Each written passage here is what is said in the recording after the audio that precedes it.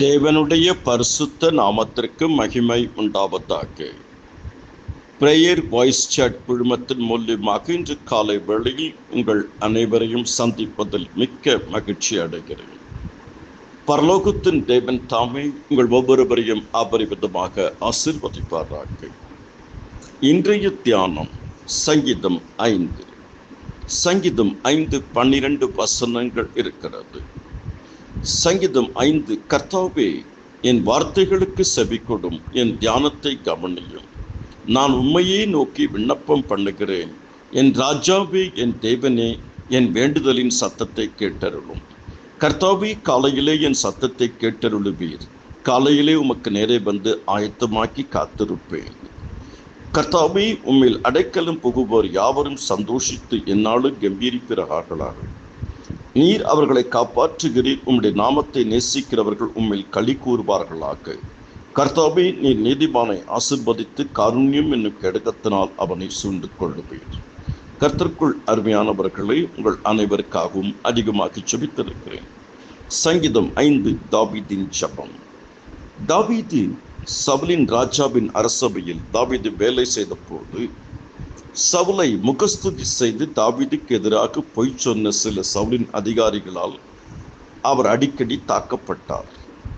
தாவீது அரியணையை பறிக்க முயல்கிறார் என்று சவுல் ராஜா உண்மையில் நம்பினார். மக்கள் உங்களை பற்றி பொய் சொல்லும் பொழுது தாவீதின் உதாரணத்தை பின்பற்றி அந்த விஷயத்தை பற்றி ஜெபியுங்கள். அவருடைய விண்ணப்பங்களை கவனியுங்கள். 4 காரியங்கள் என்னை கேளும். சங்கீதம் 5:1-6 வரை.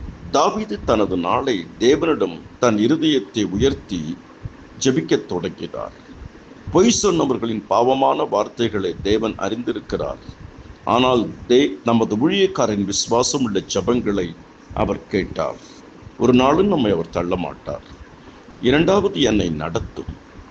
தாவீது கவனமாக இருக்க வேண்டியதாக இருந்தது. ஏனெனில் சவுலும் அவனுடைய தலைவர்களும் அவனை கண்காணித்தனர். அவனது உயிருக்கு ஆபத்து இருந்தது. அவன் தேவனை தொழுது கொண்டு தேவனுடைய தினசரி வழிநடத்துதலை கேட்டான் என்று சங்கீதம் 5வது அதிகாரம் 7-8 சொல்லுகிறது. 3வது, என்னை பாதுகாத்தருளும். தாவீது சவுலையோ அல்லது சவுலின் ஆட்களை எதிர்த்து போராடவில்லை. அந்த யுத்தங்களை போர்களை கர்த்தரிடமே விட்டுவிட்டார். தன்னை கவனித்துக் கொள்ளும்படி தேவனை நம்பினார். தேவன் அவரை கைவிடவில்லை. சங்கீதம் 5:9-10. என்னை ஆசீர்வதித்தருளும். சங்கீதம் 5:11-12. பாதுகாப்புக்காக கடைசியாக தாவீது குறிப்பிட்ட விசேஷித்த காரியம் 5:12.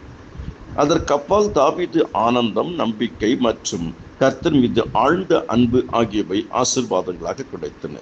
நாம் கர்த்தருடைய வழியில் செல்ல நம்மை அனுமதித்தால் துன்ப காலங்களும் வளர்ச்சிக்கான காலங்களாக மாறும். கர்த்தர் தாமே உங்கள் ஒவ்வொருவரையும் அபரிவிதமாக ஆசீர்வதிப்பாராக.